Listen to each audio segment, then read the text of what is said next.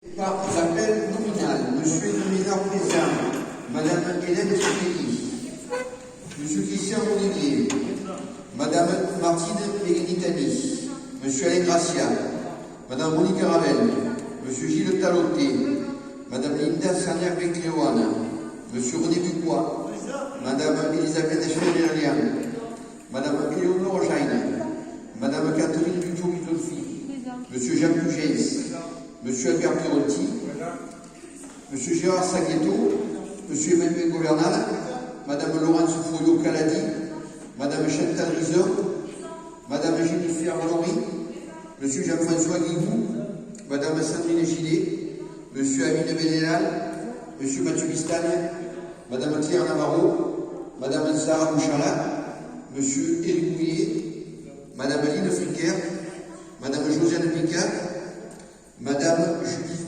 Dossono, je vous remercie.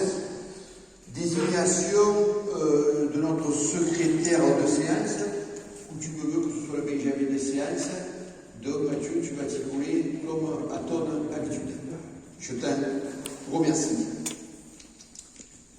Mesdames, Messieurs, mes chers amis, Samuel, Simone, Nadine, Vincent, 4 prénoms qui resteront à jamais gravés dans notre mémoire collective. Derrière ces 4 prénoms, 4 vies atrocement volées au nom d'obscurantisme et d'un fanatisme aveugle. Le conseil municipal de Roquemer se doit ce soir de rendre hommage à ces victimes du terrorisme. Mais à cette tristesse qui nous étreint aujourd'hui, vient se rajouter la douleur d'avoir perdu aussi des amis très chers. Pour des raisons différentes, M. Michel Béret et M. Éric Bernardo, on s'en rappelle tous, nous ont quittés. Ils avaient été élus en leur temps comme conseillers municipaux. En l'honneur de toutes ces personnes, soit tragiquement disparues, soit emportées par la maladie, je vous demande, mes chers conseillers municipaux, de leur faire une minute de silence.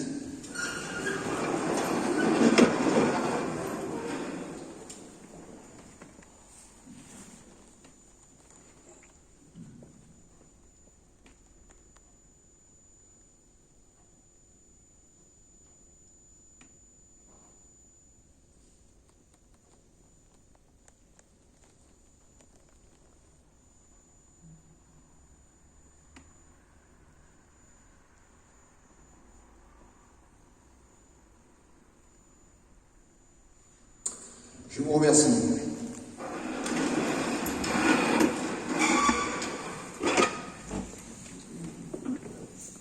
Depuis le 9 septembre 2020, date de notre dernier conseil municipal, la crise sanitaire qui sévit n'a fait qu'empirer. À travers les différents modes de communication, toutes et tous les Roquemerois ont été informés sans délai des mesures qui devaient s'appliquer pour endiguer la propagation du virus. Dans ce contexte, quels sont les risques encourus à Roquemer face au rebond de l'épidémie? N'étant pas le directeur de l'Agence régionale de santé, je ne détiens aucune statistique sur l'évolution au niveau local de la pandémie. Il n'appartient pas, en effet, au maire de nos communes d'évaluer le risque sanitaire. Il n'en a ni l'expertise, ni le pouvoir. Roquemer, comme d'ailleurs bon nombre d'autres communes, a subi une analyse du risque que je qualifierais en géométrie variable. À titre d'exemple, la commune a été intégrée dans un premier temps dans des mesures sanitaires concernant la métropole, puis sortie de l'ère métropolitaine pour intégrer enfin les communes de moins de 10 000 habitants, avec à chaque fois des règles différentes. Ce dont on est sûr, c'est que depuis le 29 octobre, Roquemer est bien une commune touchée par la crise sanitaire est concerné par le reconfinement. À travers ces atermoiements, quelles actions ont été entreprises pour faire face à cette épidémie? Bien évidemment, dans ce domaine, on n'invente rien. À aucun moment, il y a eu place pour les initiatives personnelles et pour les délires de tous ordres, tels que la désinfection des rues ou des couvre-feux à l'échelon communal. Et on se doit de suivre à la lettre les annonces du président de la République et d'appliquer les dispositions des décrets ministériels, eux-mêmes reprises et complétés par les arrêtés préfectoraux. Mais cette gestion de la crise, par sa verticalité excessive, est fortement critiquable, car nous, élus des communes, n'avons jamais été associés à une quelconque prise de décision et avons toujours été mis devant le fait accompli. Les directives données sont en outre souvent incompréhensibles et contradictoires. Pour preuve, le port du masque d'abord, inutile, puis ensuite obligatoire. L'organisation des mariages, des enterrements, ou encore la célébration des cérémonies, j'y reviendrai tout à l'heure, ou même pour le conseil municipal de ce soir, qui doit se tenir en public alors qu'il n'existe pas de dérogation pour venir y assister. Comment ne pas se rappeler l'intervention d'un Premier ministre déconfinateur, venu à Marseille en réconfinateur, expliquant la légitimité d'un couvre-feu, qu'en même temps, le tribunal administratif de Marseille saisit en référé, renvoyé à ses serres études, le préfet des Bouches-du-Rhône, qui avait pris cet arrêté concernant ce même couvre-feu.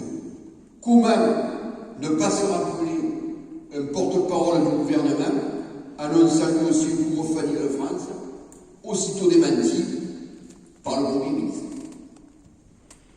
Je vous rappelle tout de même que cette cacophonie ambiante est orchestrée par un président de la République, chef de file d'un parti politique dont certains ici ont revendiqué le soutien lors des dernières élections municipales. Il y aura un jour d'après où ce gouvernement et certains de ses dirigeants devront s'expliquer et rendre des comptes. Pour Ocquevert, malgré des marges de manœuvre bien faibles, nous avons quand même pris des décisions dans un seul intérêt, celui des Roqueverrois. Réduction des loyers perçus par la commune, réduction de la taxe sur la publicité extérieure, maintien de l'intégralité des subventions aux associations, maintien du salaire des intervenants du centre culturel. Pour l'ensemble du personnel municipal, mise en place du télétravail ou du travail par rotation, pas de suppression des jours de congé, mise à disposition des équipements de sécurité nécessaires, des équipements de sécurité sanitaire nécessaires. Pour le maintien du lien social, notre CCAS a été pleinement mobilisé aux missions habituelles qui ont été maintenues. Le service a renforcé l'aide aux courses et les aides administratives. La distribution des masques prévue par le gouvernement tardant à venir, la commune s'est substituée à lui et a fourni sa propre dotation, aidée en cela par notre monde associatif pour la fourniture des visières. La municipalité a facilité la réouverture des restaurants du cœur en maintenant la collecte des denrées alimentaires et l'approvisionnement du site. Concernant les relations avec les administrations et nos différents partenaires, des échanges permanents ont été entretenus avec les directrices des écoles, l'inspection d'académie, la préfecture, le ministère de la Jeunesse et des Sports. Un partenariat intelligent, je tiens à le souligner, a été établi avec Servaliance, le laboratoire que vous connaissez tous, ayant lui-même l'excellente initiative de mettre en place un drive test Covid-19. La médecine de ville, avec ses médecins, infirmières, kinés, et les pharmaciens ont tous répondu présents malgré les lourdes responsabilités qu'ils avaient à assumer en ce qui concerne notamment la reprise du travail pour certains malades potentiels. Notre communication par le site internet, ILIWA, Facebook, notre panneau lumineux, ont permis une information en temps réel. Nos publications écrites, notamment celle du dossier spécial concernant la crise sanitaire dans le trimestriel d'information municipale numéro 39 du printemps-été 2020, a permis de dresser le bilan au jour de sa publication. Dans le cadre du reconfinement, certains maires ont décidé d'attaquer les arrêtés préfectoraux au tribunal administratif, notamment en ce qui concerne la fermeture des commerces dits non essentiels. Ce n'est pas le choix que nous avons fait avec ma majorité municipale. Pour autant, nous comprenons parfaitement le désarroi et la colère de ces commerçants qui ne peuvent ouvrir malgré la mise en place par leurs souhaits et à leurs frais des règles sanitaires obligatoires. Face à une telle décision inique et incompréhensible, conscients de nos prérogatives, nous n'avons pas pris d'arrêté pour autoriser leur ouverture, sachant que l'on ne peut, par un arrêté municipal, assouplir une mesure prise par un arrêté ministériel.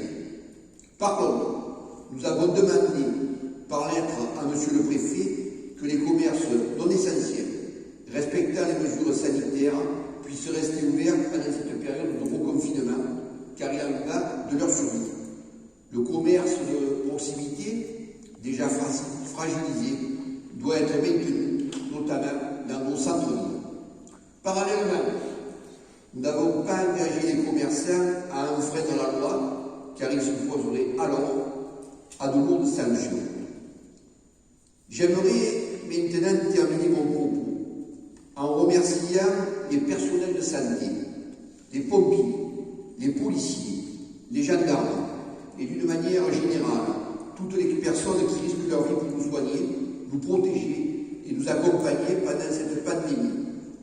Sans oublier l'ensemble de mes élus et la totalité de mon personnel municipal qui ont été et qui continuent à être dans cette période remarquable et exemplaire. Comme ils savent pouvoir compter sur moi, je sais pouvoir compter sur eux. Pour finir, le 28 octobre 2020, j'ai été destinataire d'un courrier du groupe Mieux Vivre Roquevert. Une lettre sans en-tête, une lettre non signée, dont l'objectif est, je cite, « Point de situation sanitaire à Roquevert ». Je considère être là en présence d'une question orale posée suivant l'article 5 de notre règlement intérieur, adopté à l'unanimité en juillet 2020. Règlement qui précise par ailleurs que ces questions ne donnent pas lieu à débat. Vous devez vous douter que je n'attendais pas ce courrier pour faire aujourd'hui un point d'étape sur cette situation des plus préoccupantes, mais je pense avoir répondu par mes propos précédents à cette demande. Je vous remercie de votre écoute. Après cette déclaration, si vous le voulez bien, vous avez eu dans mon dossier le procès-verbal du 9 septembre 2020. Il nous faut l'adopter. Qui est pour? Qui a des remarques? Adoption? Adoption. Je vous remercie. Le procès-verbal est adopté à l'unanimité.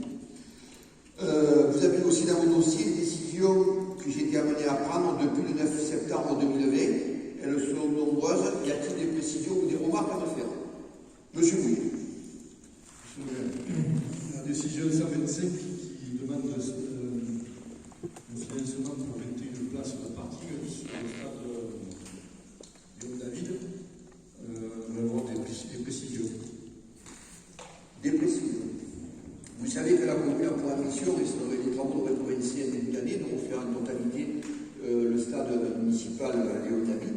Il se trouve que dans le cadre du plan de relance au niveau départemental, on avait la possibilité de faire des travaux et nous avons fait le choix de récupérer une session gratuite qui appartenait pour un certain collège dans la propriété Péry et on a donc élargir le chemin de la gare de Kin à ce niveau-là. Et je crois, Daniel, le directeur technique, que tu peux m'aider, créer une vingtaine de places de parking. 21 places de parking. Voilà. Vous avez déjà fait des plans Ah, bien sûr, bien évidemment. Ce consultant en mairie? Oui, oui, bien sûr. Merci. Donc ça, c'était pour le point 125. Bon, le point 126, effectivement, 125, c'est l'élargissement de la voie. 126, c'est le parking. Ça va de pair. Et 176, c'est la désignation d'un cabinet d'études pour les travaux de l'école Martina. Donc là, qu'est-ce que vous pouvez nous dire sur le point 176, s'il vous plaît? Le point 176 concernant le bureau d'études qui travaille sur le... Si vous avez été attentif au déroulé du conseil municipal de ce soir, on va faire des libérations qui sont l'ordre du jour. On va en parler tout à l'heure. Donc vous expliquerez mieux tout à l'heure. Voilà, je vous vois l'auteur. Simplement, oui, on en reviendra tout à l'heure de manière globale. Oui, bien sûr. Je sais cette question. On en parlera tout à l'heure. On ne va pas faire deux fois le débat si jamais il y a débat. Y a-t-il d'autres remarques? C'est parfait, je vous remercie. Vous avez eu la liste des mapas qui vous a été fournie. Y a-t-il à ce niveau-là des remarques ou des précisions à apporter? C'est bon? Eh bien, écoutez, alors à ce moment-là, s'il n'y a pas de remarques à faire concernant les mapas, nous allons tout de suite passer à l'ordre du jour avec le première délibération d'ordre comptable. Je vais tout de suite laisser la parole à notre ami Gilles Talonnet. Gilles, à toi. Merci, monsieur le maire. Oui, ça marche. Merci, monsieur le maire. Donc, je vais vous présenter la dernière décision budgétaire de l'année, la décision modificative qui porte le numéro 3. Il s'agit d'ajustement de crédit. Elle ne concerne pas la section de fonctionnement. On n'a pas besoin d'effectuer ces ajustements, mais uniquement la section d'investissement. Le montant atteint 240 000 euros. En section d'investissement à recettes, il s'agit de subventions qui nous ont été versées et également un solde de taxes d'aménagement qui nous est reversé par la métropole. Donc, tout cela atteint 240 000 euros qui nous servent à financer des études pour la construction de l'école Joseph Martina. Nous en parlons tout à l'heure.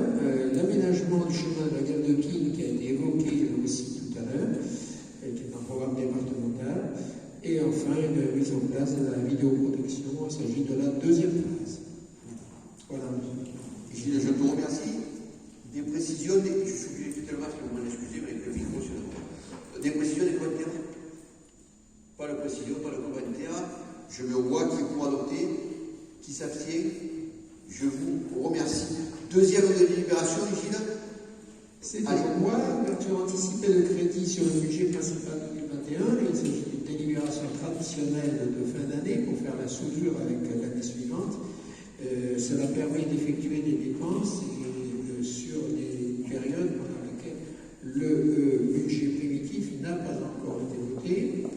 Le détail figure au rapport. Je vais d'en prendre connaissance. Merci, Gilles. Des précisions, des commentaires? Pas de précision, pas de commentaires. Je me vois même votre tout à l'heure. Oui. Oui. Madame Africain. Oui, bonjour. Donc, je vais poser la question directement à monsieur Talonnet. Voilà, juste une petite explication, s'il vous plaît, sur l'ouverture anticipée de crédit sur le budget 2021 nouveauté. Voilà. Je crois avoir expliqué qu'il s'agit de pouvoir procéder aux dépenses dès le 2 janvier, en l'absence du vote du budget primitif qui, lui, n'interviendra en 2021 qu'au mois de mars-avril. Donc, pendant cette période, le conseil municipal de ce soir autorise le paiement de ces sommes et prend l'engagement de l'inscrire dans le budget primitif de 2021, qui lui sera voté au mois de mars-avril 2021. Oui, ça Est-ce j'ai que je bien... vous ai répondu? Oui, merci.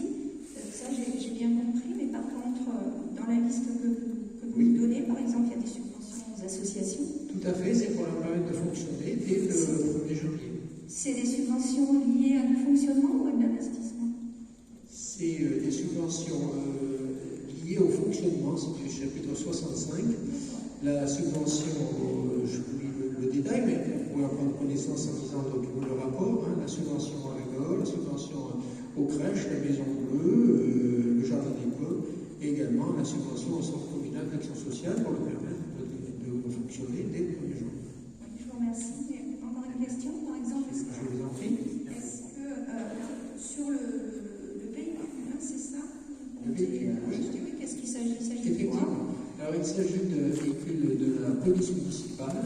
Il est destiné à remplacer le véhicule actuel qui est en fin de vie, qui a 10 ans, je crois, et qui a également 120 km. Donc, l'idée est de permettre un achat assez rapidement, dès le mois de janvier ou début février ou plus tard, 2021. Je vous remercie, monsieur. Je vous en prie. Monsieur. Merci d'avoir apporté ces précisions qui tombent sous le sens quand on a lu la délibération. Je me rappelle plus qu'on a fait, on a voté ou pas? On a voté, même vote que tout à l'heure? Même vote? Abstention donc pour le groupe d'opposition. Troisième délibération, Gilles Thillon de la soirée. Oui, et c'est pas pour moi, mais je termine là, et si vous voulez bien, monsieur le maire, je vais rapporter les 3 délibérations qui concernent. Et je les ferai voter séparément. Et vous les ferez voter séparément. Donc, il s'agit d'une mission Morala. J'avais expliqué à l'avant-dernier conseil, je crois, de quoi il s'agissait. Donc, ce sont des petits reliquats. Vous pouvez en prendre connaissance là sur le rapport. Il y a quand même une spécificité sur la 3e délibération, puisque là, il s'agit d'une décision d'effacement de la dette qui est prise par un juge dans le cadre d'une procédure de surendettement.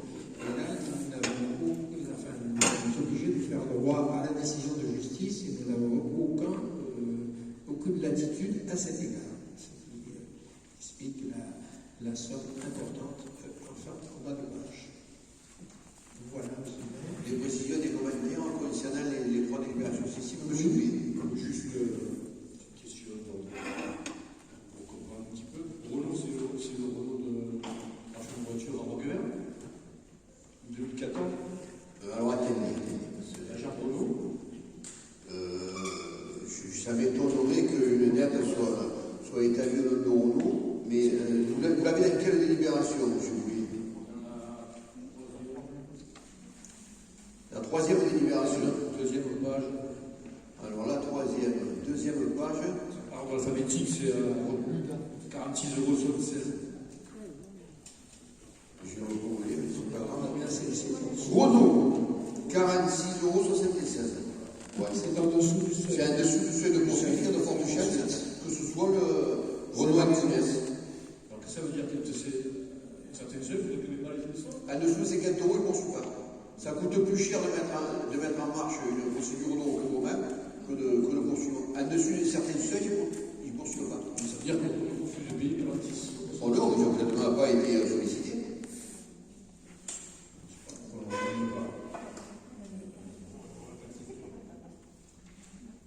Il y a une entreprise qui marche bien, qui soit. Lui, il fait 46 €, il ne la paye pas. Quand on avait la régie de l'eau, par exemple, à un moment donné, il y avait des gens qui se trompaient au niveau des chèques, par exemple. Et donc, ils faisaient un chèque, ils oubliaient de mettre, des fois, ils pouvaient se tromper de 2, 5, 6 €, mais ils s'en rendaient même pas compte, en fait. Donc, effectivement, la procédure, en fait, elle est tellement lourde que du coup, Non, mais je vais copier le principe de la procédure, peut-être pour des réglations. J'ai un fournisseur je me suis trompé sur les chèques le mois dernier de 5 €, je vais les réclamer, je vais payer ce mois-ci. Ce qu'on est Je sûr, vais réclamer à Renault 46 €, mais je ne les paye pas. c'est que c'est certainement une dette qui était sur la régie de l'eau, ou un non-paiement sur la régie de l'eau, qui date maintenant de 6 ans. Voilà. Donc le trésorier nous propose, plutôt que de relancer, voilà. Je suis persuadé que si, parce qu'on est quand même monsieur Renault, vous connaissez tous monsieur Antunes, je pense que si monsieur Antunes savait que place à conseil municipal, le facture entre le réclame et le désire pas payer, ça le gênerait. Je suis persuadé que si on allait le voir dire, si tu me donnes 46 € et te lèves de la liste, il serait d'accord. Sur ça, ça que... Alors là, je peux vous dire, M. Pouillet, que la trésorerie a certainement fait son travail et envoyé, c'est la procédure, une lettre de rappel dans le particulier spectacle. Le percepteur, M. Canéa, je pense, c'est pas un marchand de tapis, c'est pas quelqu'un qui se déplace avec un bon reçu pour aller faire des déplacements. Il y a une procédure. Nous connaissons tous M. Antunes, bien sûr, vous laissez bien, on se doute que c'est passé à travers sa comptabilité. C'est passé à travers sa comptabilité. Donc, ce que je vais faire, M. Bouillet, pour vous rassurer, c'est que dès demain matin, je vais appeler M. Renaud Antunes en lui disant qu'il serait agréable à la municipalité de Roquevert qu'il fasse un chèque de 46,76 €, qu'on versera bien sûr au CCS, puisque c'est difficile de le rentrer sur le code. Si, il est tout à fait possible. On C'est saurait vrai. parce que l'émission en valeur n'éteint pas la Je dette. me dirais que M. Il est Antunes, tout à fait possible d'encaisser cette somme sur le budget. eh bien, ça sera parfait. Et je lui dirai que M. Bouillet est sensible au fait qu'une belle entreprise comme la sienne devait 46,77 €. Je suis persuadé qu'il sera excessivement content de tout ça et on arrivera tous ensemble parce que c'est un peu risible. Mais vous avez raison, effectivement, on peut toujours le faire. Par contre, il faut savoir que l'administration fiscale, qu'on connaît tous bien, elle a des procédures et que des fois c'est pas aussi simple que ça. Même quelqu'un que l'on met en recouvrement, parce que vous avez tiqué bien sûr sur Renault.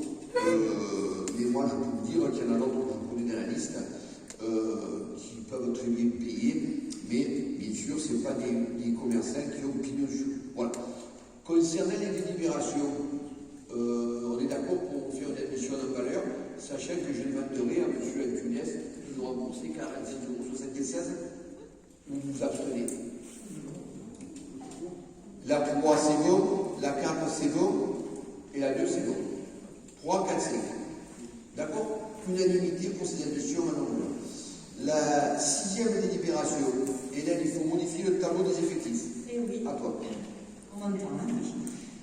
Délibération de principe, on a l'habitude maintenant, il y en aura d'autres. Donc c'est une mise à jour du tableau des effectifs. Bien évidemment, ce tableau des effectifs prend en compte les départs, les nominations, les avancements de grade. Ici, en l'occurrence, il s'agit d'avancement de grade et on est ravis pour nos agents qu'ils améliorent bien évidemment, qu'ils avancent, puisque en général, ça va aussi avec le salaire. Voilà. Puis la Célène, des précisions des commentaires. Pour le vote pour, je suppose, vous avez des abstentions pour. Unanimité, je vous remercie.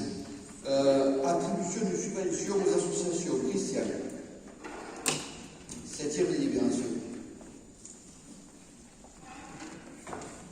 Oui, bonsoir. Donc, il s'agit de voter l'attribution de 2 subventions. La première de 1 000 € pour l'association Les 6 Galons de l'Étoile. Il s'agit d'une nouvelle association qui avait la volonté de redynamiser les fêtes de Pont de l'Étoile et de Roquevert suite à l'arrêt d'activité des 2 anciens comités de fêtes. Donc voilà, cette première subvention les aidera au chemin à démarrer, se mettre en place. Malheureusement, ils avaient prévu pas mal d'événements, ils sont pour l'instant annulés. J'espère qu'ils pourront en organiser en 2021. La deuxième subvention de 1 000 € également, c'est pour l'association pour la sauvegarde du patrimoine historique et culturel de Roquevert. Cette subvention, donc le président est ici présent, donc je le salue, M. Capot.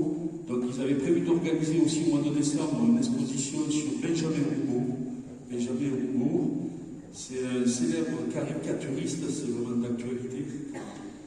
Donc qui a œuvré au début du 19e siècle à Paris, dans toute la France. Cette exposition est prête. Donc il s'agit de les aider pour le financement de cette exposition. Ils ont notamment réalisé et édité un ouvrage qui est à votre disposition, moyennant quelques petits euros pour aider l'association. Donc voilà, il s'agit d'attribuer ces 2 subventions pour ces 2 associations. Parfait, Christian, parfait. Des précisions, des commentaires. Unanimité, je vous remercie. Huitième délibération, elle concerne la modification du règlement intérieur du conseil municipal. Monsieur Puget, c'est Jacques, à toi. Oui, bonjour. La modification du règlement électoral, du règlement intérieur du conseil municipal, pardon. On avait adopté ce règlement intérieur le 9 juin en première lecture. Ensuite, il a été modifié le 6 juillet et il a été soumis à la préfecture qui a signalé un certain nombre de remarques et donc il a été décidé et proposé aujourd'hui à ce conseil municipal de prendre en compte l'ensemble des remarques effectuées par la préfecture et donc on vous demande de voter ce nouveau règlement électoral qui tient compte de ces modifications. Michel, je te remercie. Des précisions, des commentaires? Madame Dosson. Oui, bonsoir. Bonsoir. Je vais souhaiter en fait que c'est plusieurs fois que c'est un peu le jeu de ces erreurs. Je voudrais bien donner qu'on précise parce que moi j'ai vu effectivement pour la communication il y avait des modifications. Mais s'il faut relire à chaque fois la réglementaire pour essayer de trouver les modifications, ça aurait été bien de préciser quels sont les articles qui ont été modifiés dans le règlement. Ça aurait été plus simple. Le problème, c'est qu'il y avait un règlement intérieur, vous l'avez compris, Jean l'a bien expliqué. Oui, mais il faut chercher l'ancien règlement. Ah, c'est du travail, là, du conseil municipal, madame. Si vous ne voulez pas chercher, Non, mais ne cherchez pas. Hein. Non, mais on peut passer aussi à travers certaines listes. Je ne pense pas, puisque certains d'entre vous avaient été relativement pertinents. La dernière fois, nous avez fait des propositions que nous avions retenues et que nous avions votées à l'unanimité. Donc c'est bien que certains le disent. Si vous ne l'avez pas lu, moi... J'ai remarqué dans le nouveau, il y avait effectivement pour la proposition un peu plus de droit à la parole dans le magazine. Voilà, vous voyez que vous l'avez lu. Ah oui, j'ai lu, je voulais savoir s'il y avait d'autres modifications. Et vous cherchez, comme vous avez trouvé le changement concernant Oui, l'expression des vous voyez, donc on va jouer au jeu. je ne sais pas. Et qu'à un moment donné, on se réunit, on prépare le conseil municipal, vous voyez avec votre groupe ce qu'il y a matière de voir, de poser comme question, de demander de voir les changements. Il n'y a aucun secret là-dessus. Non, il n'y a pas de secret, je lui demande juste effectivement ce soir si vous pouviez nous préciser sur quel point du règlement il y a des modifications. Jean, est-ce que tu as des précisions à apporter? Tu sais que tu es un garçon sérieux et que toi, tu as dû le lire. J'ai lu effectivement la modification porte la première sur l'article 3 qui est le délai réglementaire pour l'ordre du jour de convocation du conseil municipal et des points à l'ordre du jour. La deuxième porte sur l'article 5 qui est le règlement relatif aux questions orales qui avait été évoqué la dernière fois et qui a été modifié donc sur demande du préfet. Et la troisième partie, c'est sur l'article 29 sur le droit d'expression des groupes politiques. Quel gentleman. Ah, c'est tout ce que je voulais savoir. Et bien voilà. Je l'avais bien lu, mais bon, voilà, il y avait juste des précisions. Voilà. On l'avait déjà voté à l'unanimité 2 fois. Je pense qu'on va le voter à l'unanimité une 3e fois, ce règlement, ou pas. Unanimité, je vous remercie. Concernant la 9e délibération, Hélène. Il s'agit donc, dans le cadre des compétences transférées à la métropole, vous savez qu'il y a une commission qui est chargée d'évaluer le coût de ces transferts. D'ailleurs, ça a valu le nouveau verbe qu'on a inventé, ça s'appelle clecter, parce que tout simplement c'est la commission locale d'évaluation des charges transférées de la métropole Aix-Marseille. Donc bien évidemment, dans cette commission doit siéger bien évidemment des conseillers municipaux et notamment nous allons désigner Gilles Talouté qui est adjoint bien évidemment aux finances, donc il saura exactement de quoi il parle. Et bien évidemment, donc, en tant que représentant titulaire, et Gérard Saglietto, conseiller municipal, comme représentant suppléant. Voilà. Des précisions, des commentaires, qui est pour cette désignation, unanimité. Messieurs, bravo, vous avez la confiance, même de l'opposition. Moi, je ne jouerai pas non plus. 10e délibération, le Maureen. s'agit tout simplement de la désaffectation et du déclassement et d'une cession anticipée d'une parcelle. C'est tout simplement l'école que vous connaissez tous, l'école élémentaire Joseph Martina. La municipalité avait annoncé clairement, dans le cadre des dernières élections municipales, la vraie volonté de faire une nouvelle école en remplacement de celle existante, élémentaire de Roquevert, qui vous le conviendrez avec moi, et c'est pas Martine qui est à ma droite, responsable des affaires scolaires, maintenant depuis plus de 12 ans, qui en dira le contraire. Elle est devenue complètement obsolète, cette école, et il faut la refaire et essayer d'en refaire une pour regrouper à la fois l'école principale plus son annexe. Vous devez vous douter que pour construire une école d'environ une quinzaine de classes, puisque c'est en gros la jauge qui nous est demandée dans un premier temps par rapport aux premiers éléments de réflexion que l'on a, il faut tout anticiper. Et il faut bien sûr dès maintenant se poser la question du devenir de l'ancienne école. Vous savez qu'une école, c'est du domaine privé, c'est du domaine public communal, et que bien évidemment, la vente de domaine public, c'est pas aussi simple que ça, puisqu'il faut différentes phases, notamment sa désaffectation et son déclassement. Je rassure tout de suite tout le monde, mais je pense que vous êtes suffisamment au fait de la chose. Bien évidemment, il y aura toujours une école qui fonctionnera sur Roquevert, puisque le déclassement, la désaffectation et la cession ne sera faite que quand la nouvelle école, bien sûr, aura été construite.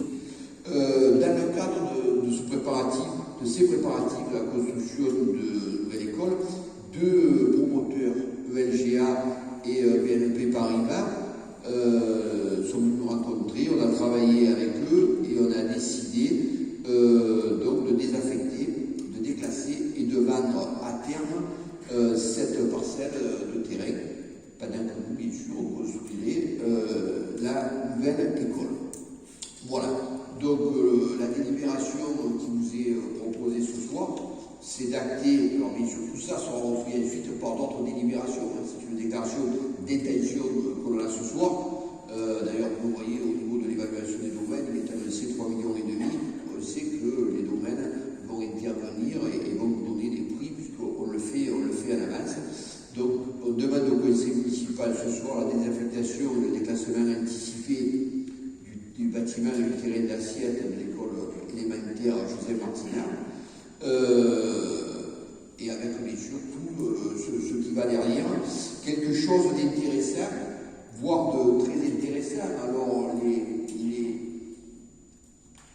spécialistes de la finance seront étonnés, mais vu le climat actuel qu'il existe au niveau des banques, d'autres le seront moins, puisque vous aurez pu lire, puisque vous lisez avec attention les délibérations, que les fonds seront mis à disposition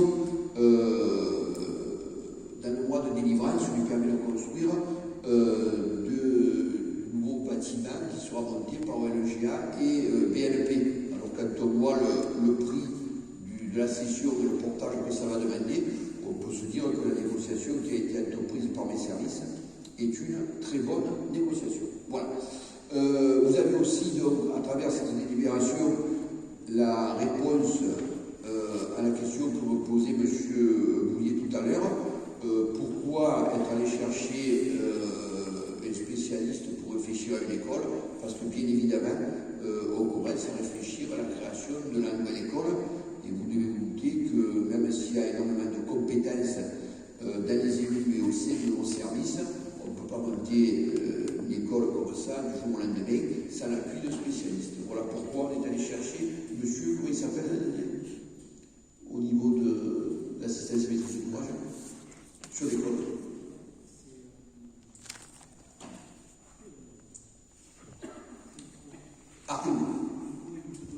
Article, voilà, c'est la réponse, c'était la question que vous m'avez posée tout à l'heure. Voilà, des consignes, des commentaires. Dans l'ordre d'âme, Madame Dossement. Bon, monsieur le maire, je suis surprise de voir cette délibération, même si vous en aviez parlé pendant longtemps. Madame Dossement, vous pouvez quitter votre masque parce qu'au fond, on ne vous attend pas. Voilà, merci. Alors, je reprends. Vous aviez parlé effectivement de refaire cette école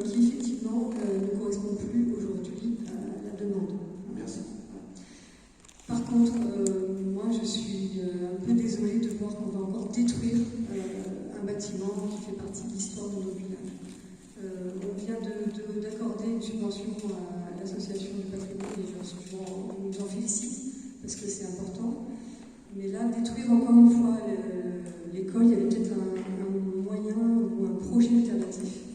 Et je voulais savoir aussi, deuxième précision, où vous comptez faire cette école, parce que si vous comptez la refaire au même endroit, voilà. On est en pleine réflexion à l'heure actuelle. Je vais vous répondre concernant l'école.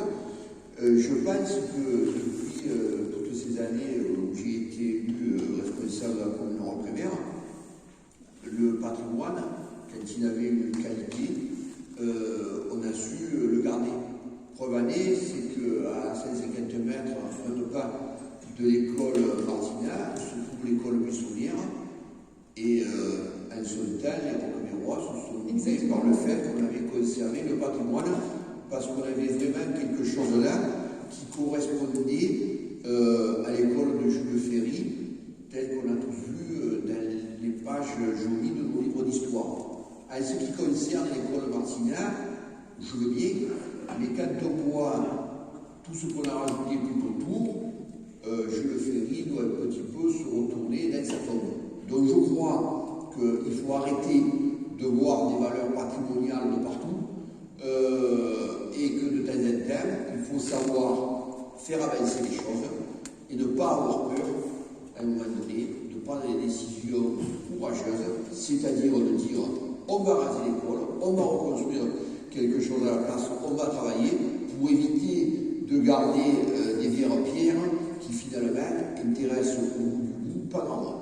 C'est mon opinion personnelle. Oui, c'est votre opinion, et juste en aparté, si c'est pour avoir un centre culturel qui défigure quand même notre village, on voudrait bien être mis dans la boucle peut-être du projet. Parce que là, vraiment, c'est votre choix de faire des... Madame Dossegon, si vous dites que le nouvel espace Clément David, Il dénote quand même par rapport au village, ça dénote. oui. Des notes dans le village, ça prouve bien quelque chose, c'est que ce village, vous ne le connaissez pas du tout. Pour une raison simple.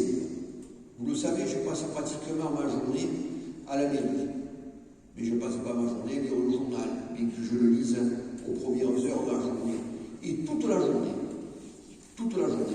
j'ai beaucoup de Roquemerois qui m'appellent pour me féliciter par rapport à la réalisation du centre culturel, de l'espace Clément David que nous avons fait. Malheureusement, on ne pourra pas l'inaugurer, ou peut-être on l'inaugurera avec des moyens modernes, un drone, un passage vidéo, ou un truc comme ça, mais je peux vous garantir que c'est une très belle réalisation qui correspond parfaitement aux attentes des plus de 1500 adhérents de notre centre culturel. Et vous m'excuserez, mais à l'ancienne école qui avait avant, l'ancien collège, où certains d'entre nous, pas moi, mais certains d'entre nous sont allés, et de voir, notamment Albert Pirotti, le tableau noir s'en rappelle encore, je peux vous garantir qu'il n'y a pas photo. Alors après, et vous êtes complètement dans votre rôle, dire il fait n'importe quoi, c'est pas beau, c'est vilain, j'aurais fait autre chose. Non, j'ai pas dit ça. J'ai pas dit ça. Gardez-le. Un soir de l'année dernière, un peu avant les élections municipales, j'ai cru que M. Doumège nous fasse une crise d'apoplexie. Une crise, pour ceux qui s'en rappellent, c'était comique à voir. Comique à voir. Il tapait des pieds. Mais qui tape des pieds? Ce que je vois, moi, c'est ce que décident les Roquemerois. Parce que dites-vous bien aussi, madame, que quand vous faites un projet comme ça, je ne me lève pas un matin avec quelques heures, je prends pas le papier, je dis je vais faire ça. C'est un projet qui a fait l'objet du concours d'architecte.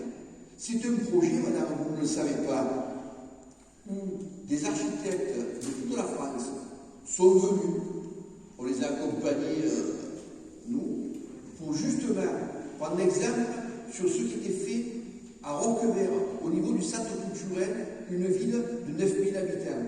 Autant d'un point de vue architectural que d'un point de vue fonctionnel. Alors, c'est toujours pareil, vous agitez le chiffon rouge, ouais, c'est pas beau ce qu'ils font. Oui, ça vous plaît pas. Ça vous plaît pas. Ça, c'est comme les gens qui disaient, Daniela Jacqui, elle fait n'importe quoi, c'est pas beau.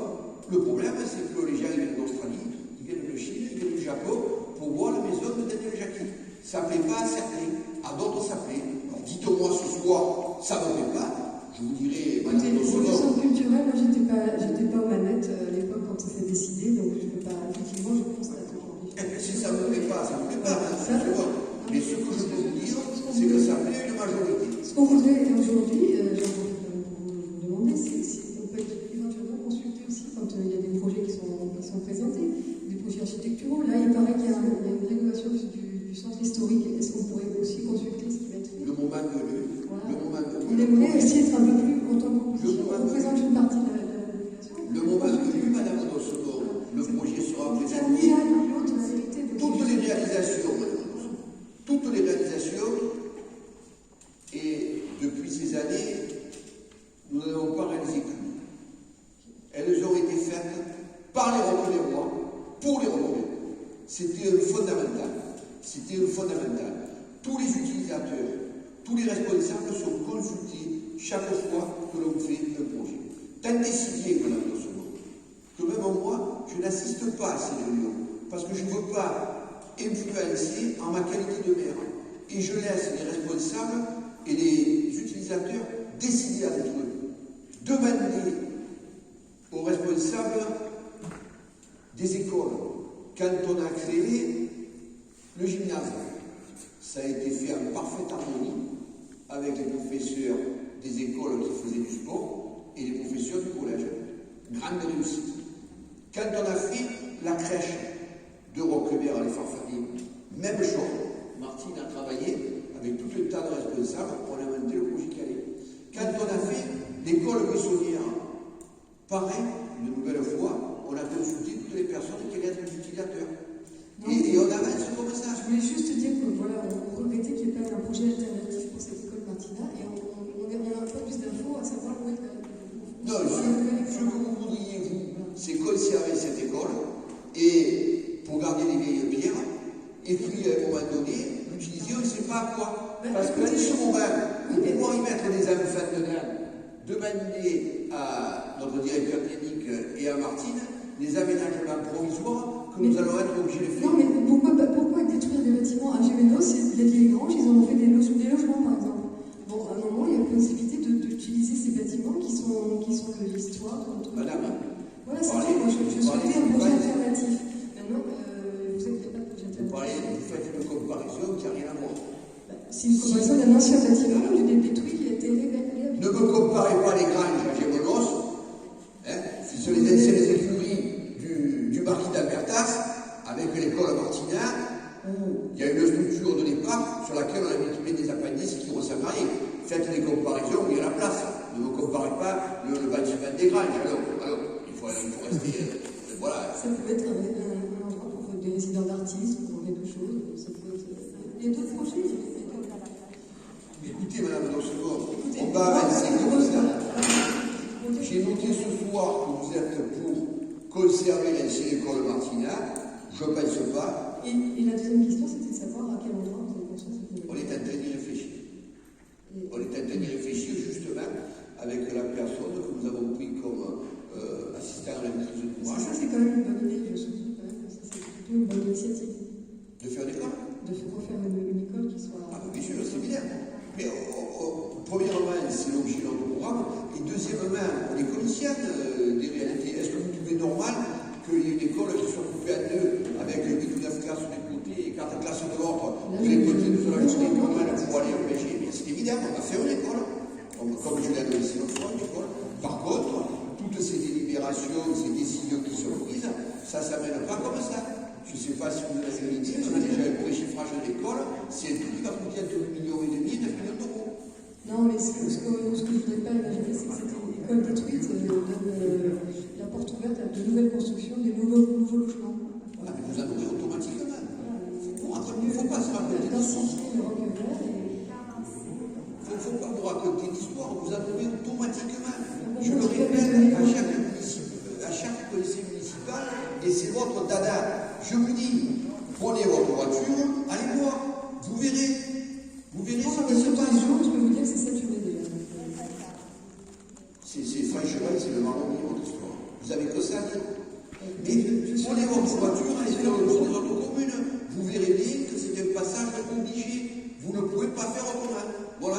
Et bientôt, on va réviser le PLU. Vous verrez que dans le cadre du PLU, les services d'État feront des obligations de construction.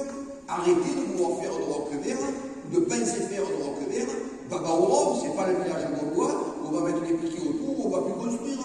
Enfin, je veux dire, vous personnellement, vous êtes une néo-roquevéroise aussi. Vous n'êtes pas là depuis des générations.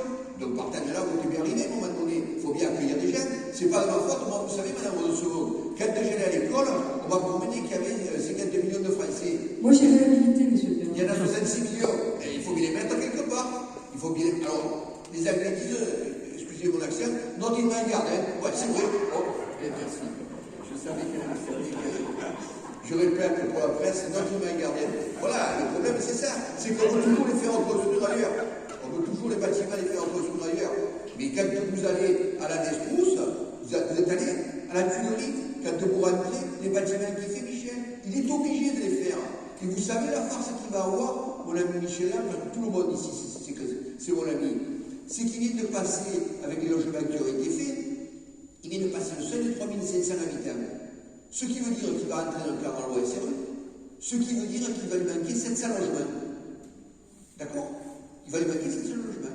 Quand vous faites 30% de logements, amusez-vous à faire les calculs. Vous allez voir, on a un système qui est comme un petit peu les décisions que prend notre gouvernement en ce moment, qui est complètement aberrant. Mais malheureusement, il faut rentrer dans le cadre, parce que sinon, les services de l'État, les services de la préfecture, vous font des obligations. C'est comme ça. Si demain, dans le cadre du PLU, on venait à verrouiller toutes les zones, mais vous ne croyez pas quand même que le préfet laisserait faire, en disant à Roquevert, on va faire, oui, une petite ville bourgeoise, il n'y aura pas de logements sociaux, il n'y aura pas de bâtiments, et c'est les autres qui vont se les continuer. Mais là, mes collègues maires d'à côté, ils ne seraient pas d'accord. Ils ne seraient pas d'accord. Il faut bien les mettre quelque part, les gens. On a tous des enfants, vous avez tous des enfants, des petits-enfants. Ils veulent rester sur la commune. Sachez aussi que quand les immeubles se font et qu'ils se louent, l'INDA fait combien de demandes de logements sociaux de Roquevert à l'heure actuelle sur la commune? Oui. Vous avez été 1400 demandes. D'accord. Sachez que les logements qui sont restés sur la propriété, il y a pratiquement un bâtiment, un logement sur deux qui va nuire au Roquevert. Il ne faut pas croire que ça déplaît à tout le monde. Ça déplaît à certains, parce que bien évidemment, certains rêvent et voient les choses de manière idyllique, mais vous ne pouvez plus le faire, ça. Vous ne pouvez plus le faire. Si maintenant vous avez la recette, on verra le jour où vous êtes élu. Pour l'instant, vous ne l'êtes pas, et moi je dois faire en fonction de ce que demandent les services de l'État. Monsieur Bouilly. Merci. Alors, je ne vois pas de la même façon des choses que vous, ça c'est sûr. Vous parlez d'une école depuis tout à l'heure. Le problème, il n'est pas vraiment là. C'est que pendant une campagne électorale, vous parlez, vous bâtissez la problématique de façon excessive, incompréhensible. On le voit au niveau de la gaffe de Keene, les voitures qui sont dehors. D'ailleurs, si vous allez faire parking au stade avec l'argent public, c'est parce que vous allez vous substituer au promoteur, oui, qui a fait sans appartements, avec des parkings en sous-sol, avec 10 places en extérieur. Quand les pompiers doivent intervenir, ils se garent sur les accès des véhicules pour pouvoir aller chez les personnes qui habitent là. C'est une façon de urbaniser la commune. Mais le vrai problème, je pense que les promoteurs que vous avez cités tout à l'heure sont les mêmes qui s'occupent du terrain de M. Ray et de Mme Guigou. C'est les mêmes. Voilà. Donc vous parlez effectivement d'une construction, d'une école, changement de place. Moi je ne vois pas de choses de toute façon. Votre projet que vous aviez sur les terrains à côté de l'école ont été refusés par le préfet, par les services du préfet. Donc vous refaites une nouvelle bouture d'un nouveau permis de construire avec une école comprise dedans, en attachant bien sûr pendant à ce même promoteur l'école maternelle, l'école communale. Donc vous noyez le poisson en essayant de faire passer la pilule du projet global qui va partir, qui représente énormément d'appartements. On a parlé à un moment donné de 160, mais vu les prix qui se vendent des terrains aujourd'hui, les gens qui vendent de leur maison et du prix qui sont capables d'acheter l'école de Roquevert, je pense qu'on va largement dépasser les 200 logements sur le programme complet. Et c'est ça le vrai problème. C'est que vous allez construire à un endroit, vous permettez à un promoteur d'augmenter la capacité de construire en lui vendant une école. Alors, encore une fois, vous parliez tout à l'heure de prendre contact avec la population, c'est votre dada, vous avez parlé plusieurs fois. Vous demandez de vendre une école, ni plan, ni projet, sans rien, comme ça, sur le bon vouloir de M. le maire qui décide. Vous avez une réunion de conseil municipal lundi, même vos conseillers, vous leur reprochez. Vous ne pouvez pas vendre une école à un promoteur sans monter un vrai projet. J'ai travaillé avec des maires sur les Bouches-du-Rhône, ils ont fait des projets à 15 ans, ils ont fait venir des vrais urbanistes, ils ont fait des projets, des plans, et doucement, chaque année, dans le cadre de la commune de Carnoux, il a modifié entièrement sa commune. Il a changé les commerces de place, il a changé le monument aux morts de la commune. Simplement, en concertation avec les habitants, doucement, il les a rencontrés, il leur a proposé ce qu'ils voulaient faire, certains n'étaient pas d'accord, ça a été argumenté par la municipalité, les gens ont pu profiter des réunions qu'ils faisaient avant de prendre les décisions. Là, vous me demandez d'acter une décision de la vente d'une maternelle, et vous ne savez même pas ce que vous allez faire. Vous savez très bien que c'est pour faire plaisir aux promoteurs, sinon le projet ne passe pas au niveau des terrains de Ré et de Guigou. Voilà la vraie raison. Et vous êtes en train de nous noyer le poisson en essayant de nous faire passer des vessies complémentaires. Je vous comprends vous mentez à tout le monde quand vous parlez de la loi SRU, parce que la loi SRU, comme vous l'avez dit pour monsieur là, c'est une vie sans fin. Vous construisez aujourd'hui, c'est un pourcentage par rapport au nombre de logements construits. Donc plus vous construisez, plus vous avez besoin de logements sociaux. Vous ne pourrez pas à Roquevert atteindre et effacer le nombre de logements sociaux qui manquent. C'est impossible. Vous avez un peu 3500 logements. Et vous les mettrez où ces logements? Donc à un moment donné, vous allez pouvoir dire au préfet, monsieur, je ne veux plus construire. Je ne peux pas atteindre les 25% de logements. Et la loi, que je vous avais citée la dernière fois, vous avez fait de l'ignorer, qui a été votée en 2008, qui propose aux maires de s'appuyer, de transférer leurs compétences sur les PCI de la métropole, vous permet de ne pas construire sur notre commune et de le passer sur la métropole. Seulement, vous n'avez pas demandé de le faire, ça. Vous avez même demandé en 2019, avec tous vos maires copains communistes, de demander au conseil départemental, de demander au préfet d'assouplir les règles de construction pour les logements sociaux. Voilà. Vous avez envie de construire, vous n'avez pas envie de faire un cadre agréable à Roquevert, vous avez tout pris de construire. Le projet qui est en train de se préparer derrière cette école, il va être monstrueux dans un endroit où les véhicules ne passent déjà plus le soir, il y a un embouteillage particulièrement de la gendarmerie jusqu'au carrefour de l'avenue principale de Roquevert, de la gare. Donc si ça continue, boulevard Foch, merci, si ça continue, ça continue, on ne pourra plus du tout circuler. Et vous vendez le matériel encore une fois, sans plan, sans essayer de voir qu'est-ce que ça va donner dans les années à venir. Voilà. Donc nous votons contre nos décisions et ne doutez pas que nous utilisons tout l'arsenal juridique nécessaire pour que ce projet n'aboutisse pas. Eh bien écoutez, M. Moulier, comme ça, je ne vais même pas vous répondre. Pour une raison simple, c'est que dans votre délire et dans votre faux parole, vous avez raconté à peu près n'importe quoi. Et si jamais je reprenais. Bon, allez-y. Là, on dit que le préfet a refusé le permis qui avait été fait, mais c'est du délire ce que vous racontez. Par contre, vous m'avez rassuré. Il n'y a pas eu un premier projet déposé il y a quelque temps de ça sur le terrain de Ré. Jamais été le préfet qui l'a refusé. C'est qui l'a refusé? C'est le service de route du conseil départemental. C'est le service d'État. Je n'ai pas dit le service du préfet, ça, c'est le service d'État, c'est pareil. Depuis quand le département, c'est le service d'État? Je me suis trompé, c'est pas le préfet, c'est le service d'État. Le projet a été refusé. Le but de la discussion, c'est pas de savoir si c'est le préfet ou si c'est le service d'État qui a bien été refusé ou pas le projet. Vous trompez à chaque fois. Sur un détail, effectivement, nous ne sommes pas au barrette, j'ai pas tous les documents que vous avez en votre possession. Voilà, c'est tout. Mais est-ce que c'est pas vrai ce que je vous ai dit? Il n'a pas été refusé le projet? C'est complètement faux. Il n'a pas été refusé. Comment? Il n'a pas été refusé le projet. Il a été refusé parce que les services du conseil départemental, le service du conseil départemental, n'ont pas, si vous voulez, donné accord sur l'accès qui est prévu. Sur cette base-là, il y avait différentes solutions. Il y avait la solution de reposer un permis de construire. C'est comment ça s'appelle, de la vanne, de la désaffectation des classes qui va avoir lieu. C'est pas plus compliqué que ça. Vous dites, alors tout à l'heure, on me citait Gemelos. Madame Dossegor, elle me fait rire, si elle connaissait peu mon histoire, elle saurait que j'ai été pendant plus de 18 ans, mais je suis responsable de la commune de Gemelos, dont le problème des granges, je le connais bien, et on pouvait en parler pendant le temps. Aussi bizarre que cela peut se paraître.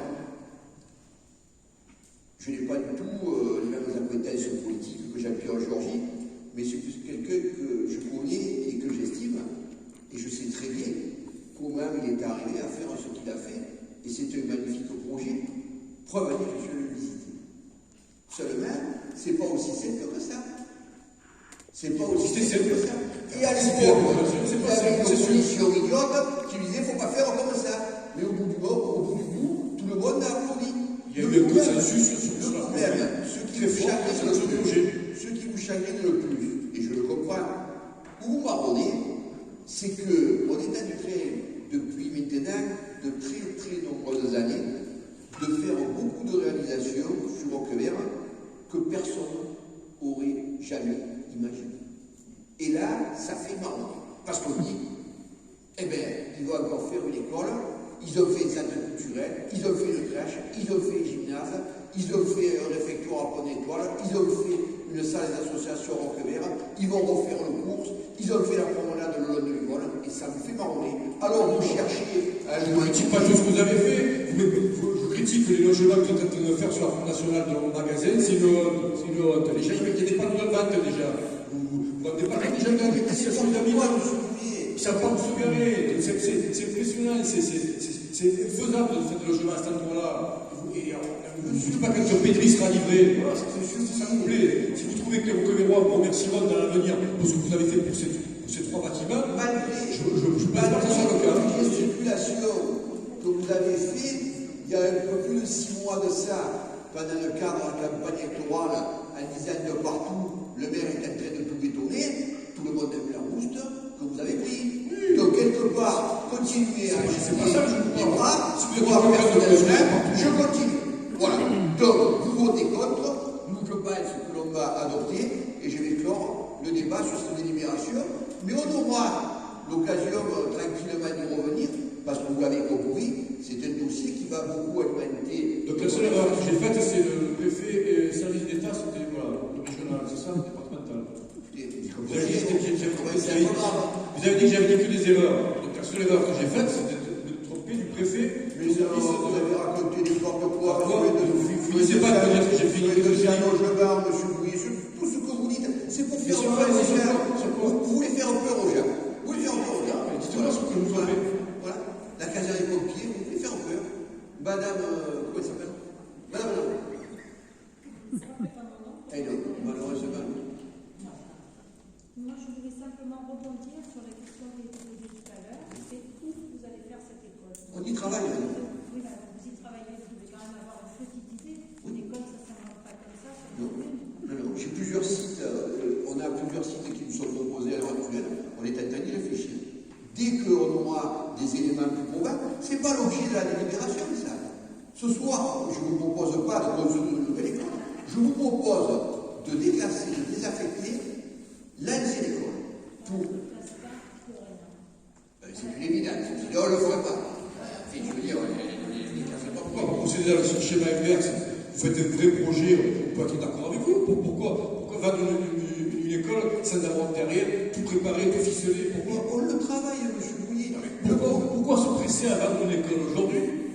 Un promoteur? Mais on ne la vend pas. Vous avez rien compris, mais c'est quand même rare. On ne la vend pas. On la déclasse et on la désaffecte pour la vendre. Il y a des promoteurs. Il y aura d'autres délibérations.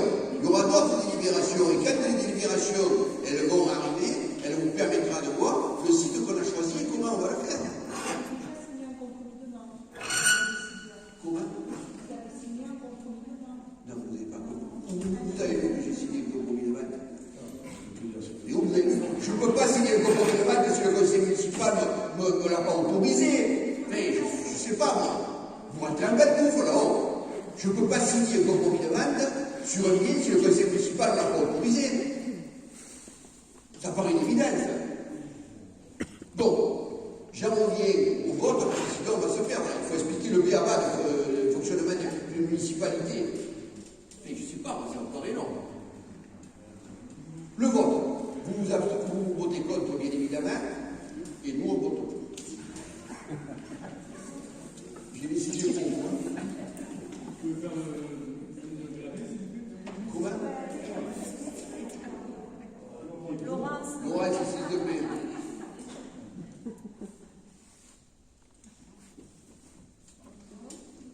Il n'y a pas de procuration? Non, mais là, vous savez, monsieur Bouillet, je crois que vous êtes mal tombé. Si vous pensiez que certains étaient contre le fait de voter le maire, vous passez à l'autre point, vous ne faites même pas voter, demandez d'abord qui est pour, qui est contre, qui s'abstient. Voilà, c'est la moindre des choses. mais monsieur Bouillet, si vous arrivez, comme je le disais précédemment, en pantoufle à ce conseil municipal, ne sachant pas comment marche le fonctionnement du conseil municipal, vous vous doutez bien que nous, ce conseil municipal, l'ensemble des élus majoritaires, on l'a travaillé tous ensemble. Tous les questionnements comme les uns et les autres, on y répond, on travaille. Et sur cette base-là, bien évidemment, quand on rentre dans le conseil municipal, on fait un bloc et on vote tout. Parce que bien sûr, on l'a travaillé. Non mais là. Ce que vous aviez l'impression, c'est que certains n'auraient pas le courage de lever la main. Mais ils auront toujours le courage de lever la main. Et vous aurez en permanence 23 personnes qui lèveront la main. On a suffisamment d'années dans l'opposition pour savoir qu'il n'y a personne qui vote contre le maire. Ça, je l'ai déjà vu et pas de nombreuses années. J'ai jamais précisé ça. Je vous ai dit simplement, vous passez l'ordre du jour, vous n'avez pas demandé aux policiers de voter. Monsieur, vous votez contre. vous avez voté contre. Vous êtes 6 à avoir voté contre. Nous sommes 23 à avoir voté pour. D'accord? Je vous ai juste demandé en tant que maître de séance de demander qui est pour, qui est contre, qui s'abstient. C'est tout, c'est pas compliqué, c'est la loi. Et si vous pouvez pas c'est faire... exactement ce que j'ai fait depuis le début, monsieur. Parfait, non, c'est quand je vous ai demandé, vous avez demandé de lever, les mains, c'est tout. Vous allez compter sur des détails parce que vous n'avez rien à dire.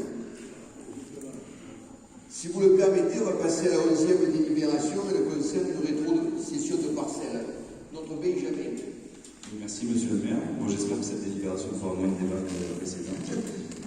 Donc, lors de la délibération du permis de construire accordée le 13 octobre 1987 à M. Jean-Claude Morillo, une session gratuite à effet immédiat au profit de la commune a été exigée. Cette parcelle est située au 1074 chemin de la Provine, d'une surface de 85 mètres carrés, sous la référence cadastrale, section BE 291. Or, la commune n'a pas à ce jour de projet concernant cette parcelle. Donc, par courrier du 6 mars 2020, M. Morillon renonce à son droit au profit de Mme Christine Picard et M. René Girardot. Ensuite, par courrier du 5 août 2020, Mme Picard et M.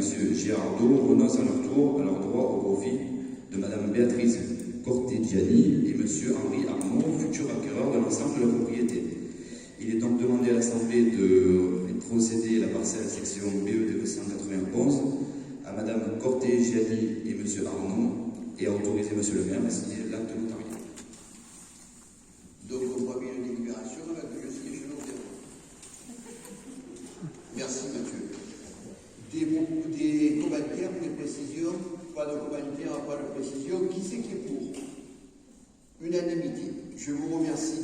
12e délibération, Martine, ça concerne le CTG. Ah. Non.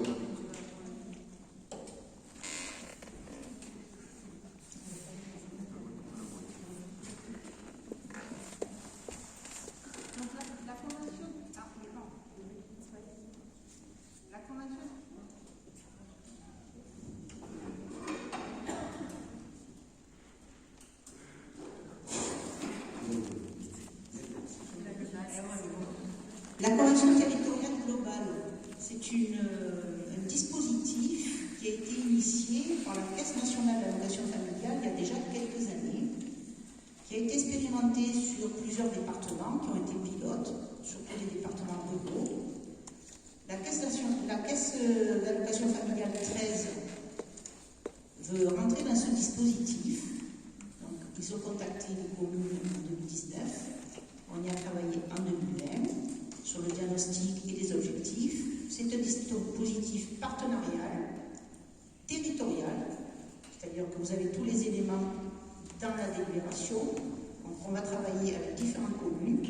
Il faut savoir que ce dispositif n'est pas un dispositif financier. Mais par contre, si nous n'y adhérons pas, toutes les aides complémentaires que nous avons avec le contrat enfance-jeunesse, nous ne le percevrons plus. Donc je vous demande d'autoriser Monsieur le maire à signer cette convention. Merci Martine. Des précisions, des commentaires? Pas de précision, pas de commentaires. Je vous le vote qui est pour. Unanimité, je vous remercie. 13e délibération. Allez, je vous passe la main. Ok, merci Yves. La commune a passé un marché de maîtrise d'œuvre pour la construction du magnifique centre Clément David, avec le groupement d'entreprises constitué par les co-traitants suivants: 8,5, Société Civile d'Adré, Société Phocéenne d'Ingénierie, SAS IGT.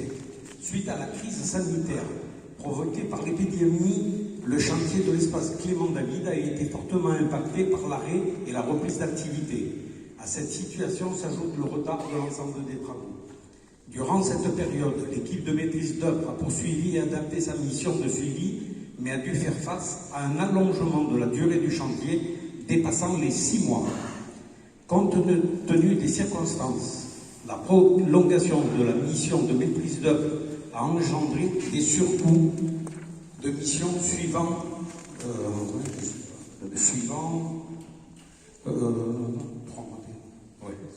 la maîtrise d'œuvre, engendré des surcoûts sur les éléments de la mission suivante: visa, DET et OPC.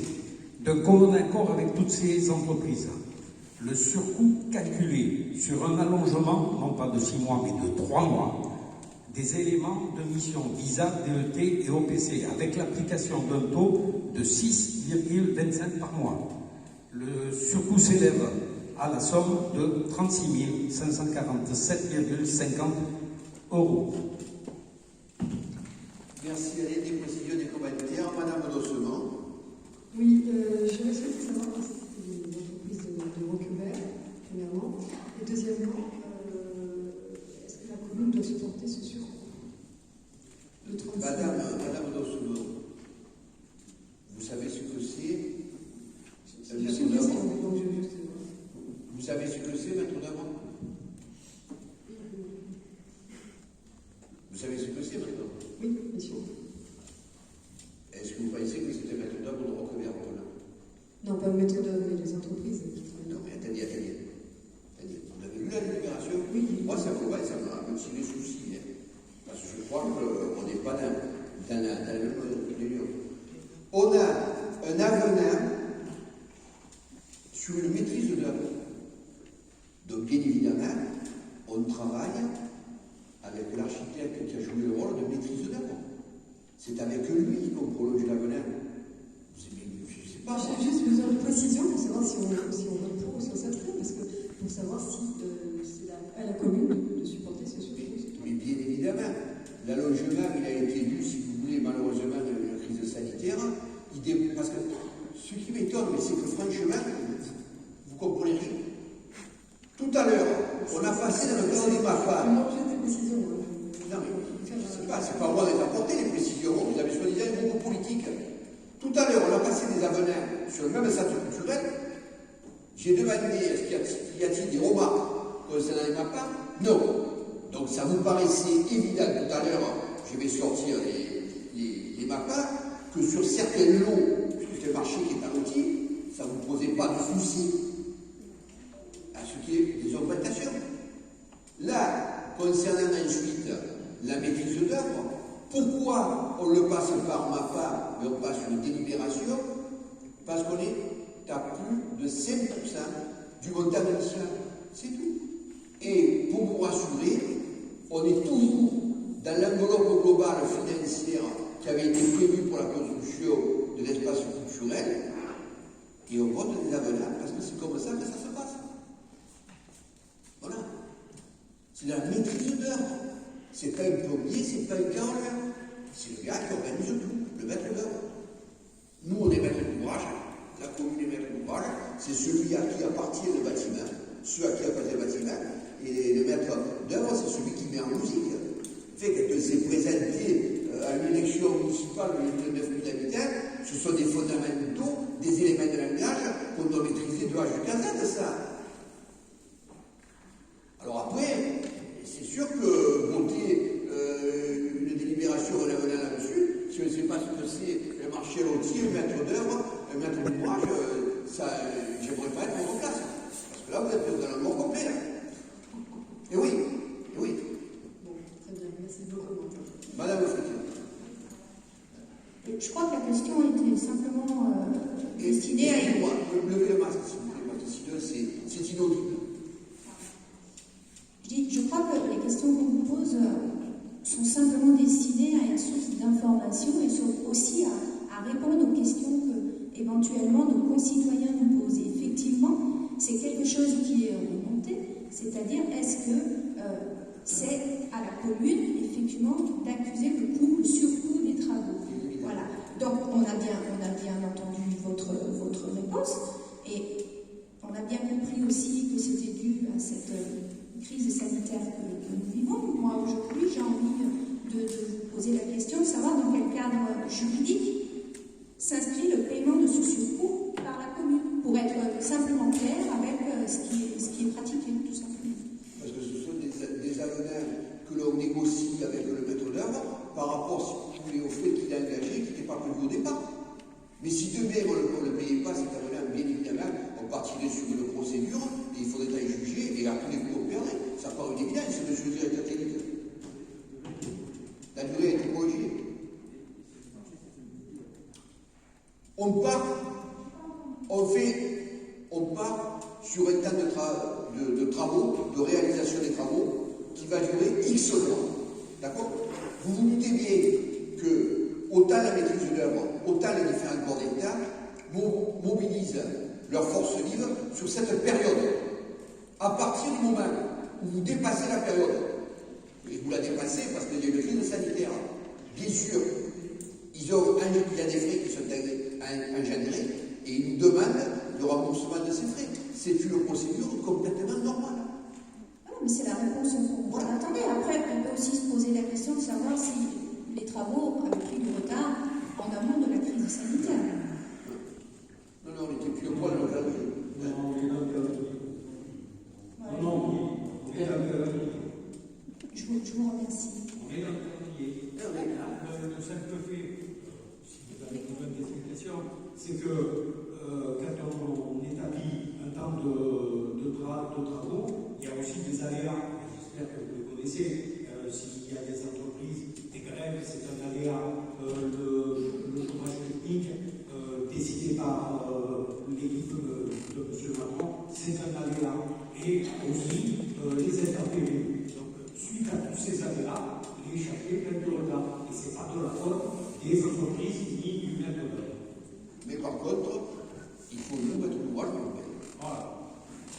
Alors, si vous me permettez, on en arrive à la dernière délibération, c'est bien ça? On n'a pas voté encore, j'aimerais dire un petit mot justement puisqu'on parle de gestion. Non, on va le voter d'abord, si vous me permettez. Ou alors, votre intervention, elle fait l'objet de la 13e délibération ou pas? Non, en fait, ça peut être dans la continuité puisqu'on parle de gestion économique et de crise sanitaire. J'aurais aimé rebondir sur les propos que vous avez eus en début de conseil municipal. Je ne l'ai pas fait parce que j'avais pas envie de rentrer dans une querelle politique, ce n'était pas l'objet. Le problème, c'est que, madame, de la manière dont vous y êtes pris, vous n'allez pas en retenir du tout, pour une raison simple, c'est que si vous avez écouté avec attention les propos que je vous ai tenus, je vous ai spécifié que j'avais été destinataire d'un courrier. Oui, bien sûr. Vous appartenez, je précisais le 16 jours, une lettre sans intérêt et non signée. Mais c'était un courrier simple qui n'avait pas de vocation politique, monsieur le maire.